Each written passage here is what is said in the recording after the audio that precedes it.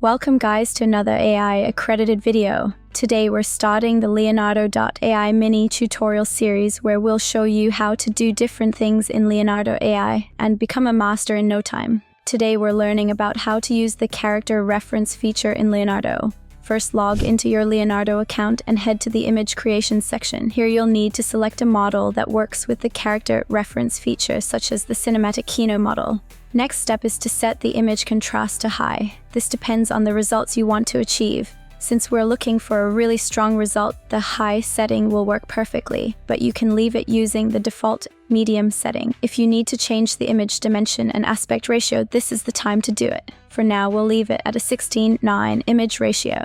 After you set up your image settings, type your prompt. Try to have the most important details in your prompt. Doesn't matter if it's a short prompt. We'll use a cool new tool to improve it and add a lot of detail to the resulting image. For that, after you type your prompt, instead of clicking the Generate button, click the 3 stars button next to the Generate button. Here, select Improve Prompt to let Leonardo take care of your base prompt and add lots of little details that will improve your resulting image. Check the new amped up prompt and modify it if you need to. With that new improved prompt, now click Generate to have your base images before adding the character reference. The resulting images are stunning. They have a lot of detail and depth, but that's just the base since that's not our final character. For that, head to the image button in the prompt bar, click it to display the features menu and select character reference. Then select the input image for your character reference. You can upload an image or select one among your previous creations, collections, or from the community or follower feed.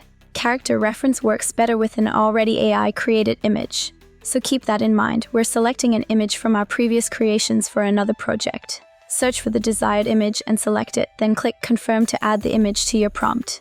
You'll see a miniature of the image in your prompt bar. Click it to select the image weight and set it to high to make your character reference as strong as possible.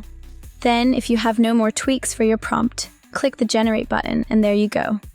We now have the same look for our scene, but now with our desired character. If you're happy with the results, you can upscale your image for 51 credits and download it to use it wherever you need. You can also further adjust your prompt to achieve a different result.